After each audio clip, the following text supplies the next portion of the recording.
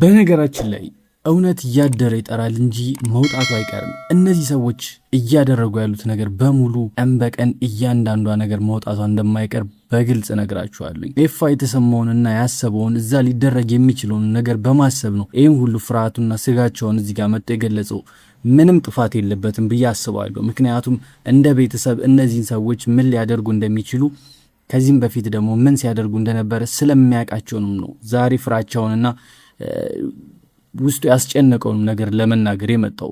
ትክክል አድርጓል ብዬ አስባለሁ። ሩታ ግን በዚህ አጋጣሚ አንቺ በጣም ጎበዝና ጀግና ሰው መሆንሽን ለመናገር ፈልጋለሁ። ምክንያቱም ሁሉንም ነገር ህዝብ እንዲያውቀው፣ ሁሉንም ነገር ደግሞ ቤተሰቦቹ እያንዳንዱ ምን ሲያደርጉ እንደነበረ ጋሽዬም በግልጽ እንዲያውቁት ለማድረግ ስትል ይህን ነገር ፈቅዳለች። አንቺ በጣም ልትመሰገኝ የምትገባ ጀግና ሴት ነሽ። ሁላችሁም ኮሜንት ላይ የገባችሁ ለሩታ ያላችሁን ፍቅር እንድትገልጹላት ፈልጋለሁ።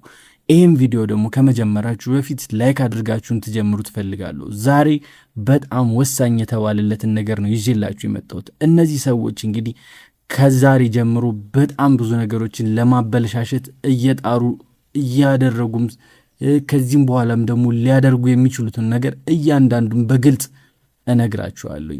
እስከ ቪዲዮ መጨረሻ ድረስ አብራችሁን ቆዩ። ሸገር ሪያክትን ሰብስክራይብ ያላደረጋችሁ ሰዎች ሰብስክራይብ አድርጉ። ሐሳብ አስተያየታችሁን ኮሜንት ላይ ጻፉልኝ። ወደ ዛሬው ቪዲዮ እናልፋለን።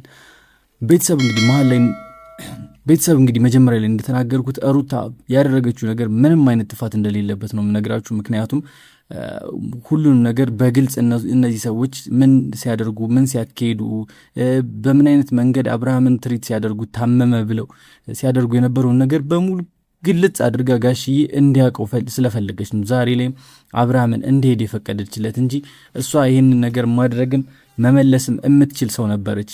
ግን አሁን ይሄ ማድረጓ ለኔ ምንም አይነት ጥፋት የለበትም ብዬ ነው የማስበው።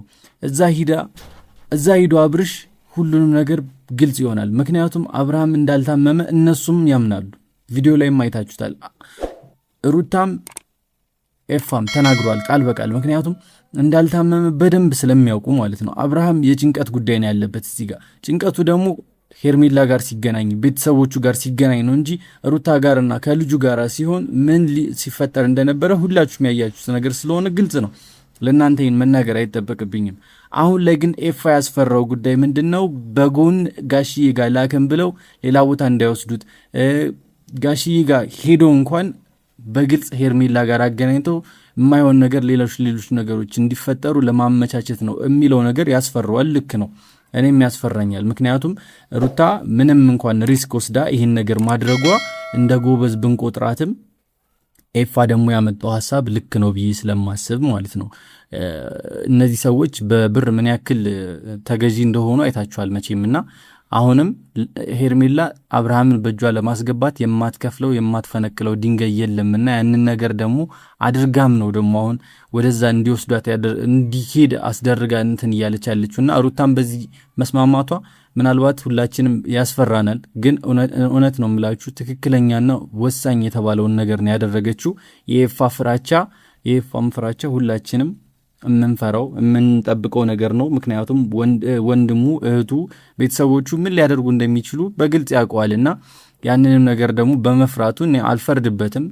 የሚጠበቅም ነገር ስለሆነ ነገ ከነገ በኋላ የሆነ ነገር ተፈጥሮ ይሄ ልጅ የምርም ታሞ ቢመጣ ተጠያቂዎች እነማን ሊሆኑ እንደሚችሉ የታወቀ ስለሆነ አብርሃም የሚያስቡለት እነማን እንደሆኑ ግልጽ ስለሆነ ማለት ነው። ስለዚህ እነዚህ ሰዎች ሊሄዱበት የሚችሉበትን መንገድ በሙሉ መዝጋት ስላለበትም ነው ኤፋ ዛሬ ላይ እንደዚህ መጥቶ እየተናገረ ያለውና ሁላችንም ከኤፋ ጎን ልንቆም የሚገባል። ከሩታ ጋር እነዚህ ሰዎች አሁን እዚህ የተጋጩ ሊመስለን ይችላል፣ ግን አይደለም። በቃ በሐሳብ እንትን እያሉ ነው።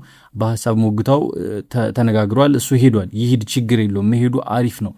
እዛ ሄዶ ያለውን ነገር ደግሞ ለኛ በግልጽ ያሳየናል ብዬ ስለማስብ ማለት ነውና እዛ ያለውን ነገር ደግሞ ማየታችን ለኛም ስለሚጠቅመን እንደ ቤተሰብም እንደ ተከታታይም እነዚህን ሰዎች ምን እያደረጉ እንደሆነ አብርሽም ከጋሽ ጋር ተገናኝቶ ያለውን ነገር እንግዲህ ያለፈው ቪዲዮ ላይ ገብታችሁ ቼክ ማድረግ ትችላላችሁና ጋሽዬም ሁሉንም ነገር በግልጽ ተናግሯል። ግን አሁንም የሚያስፈራው ነገር እነዚህ ሰዎች አብረው መሄዱ ልክ አይደለም። ምክንያቱም ሄርሜላን እያንጠለጠሉ ከየትም ይዘዋት ስለሚሄዱ ሩታን እዚህ ጋር ቁጭ አድርገው ነው ጥለው ይሄዱትና ሩታን እንደማይፈልጓት ሩታን እንደማይወዷት በግልጽ እያየን ስለሆነ እነዚህን ሰዎች መጠንቀቅ መቻል አለብን። ኤፋ ደግሞ የሚፈልገው ምንድነው? ሩታ ከአብርሽ ጋር እንድትሆን ስለሚፈልግ ነው ይህን ሁሉ እየተጋጋጠ እየለፋ ያለውና የኤፋን እንደዚህ መሆን አትጥሉት። እዛ መሄዱ በጣም ስለሚጠቅማት ነው ለሷም።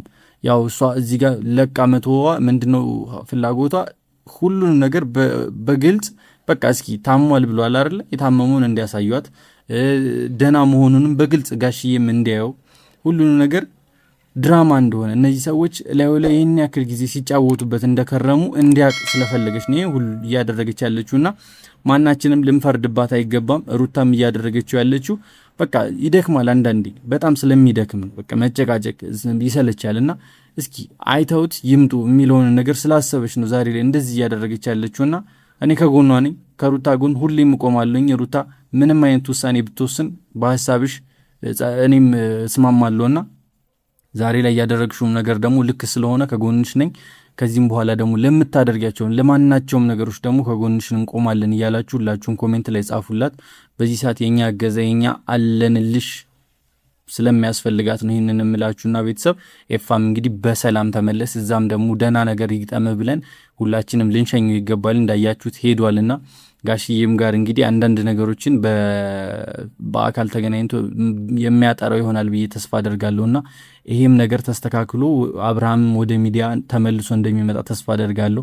የድሮውን አብርሃም ሁላችሁም እንደናፈቃችሁት ተስፋ አደርጋለሁና ከልጁና ከሚስቱ ጋር የሚስቀው የሚጫወተው እንደዛ ሁሉንም ነገር እንግዲህ በራሱ የሚያደርገው አብርሃም አይደለም ዛሬ ላይ እዚህ ጋር ያለውና እንደዛ ሁሉም የሚናፍቀው አብርሃም አይደለም እዚህ ጋር ያለው። ሁላችሁም እንግዲህ ያን አብርሃም ለማየት የምትፈልጉ ሰዎች ጸሎት አድርጉለት ወደ ራሱ እንዲመለስ። ሁላችሁም እንግዲህ ፈጣሪን ጠይቁለት። ቻናሌን ሰብስክራይብ አድርጉ። በቀጣዩ ቪዲዮ እንገናኛለን። አዲስ ነገር እንግዲህ ሲኖር ደግሞ ቶሎ ይዤላችሁ እመጣለሁኝ። በያላችሁበት ሰላማችሁ ይብዛ። ይመቻችሁ።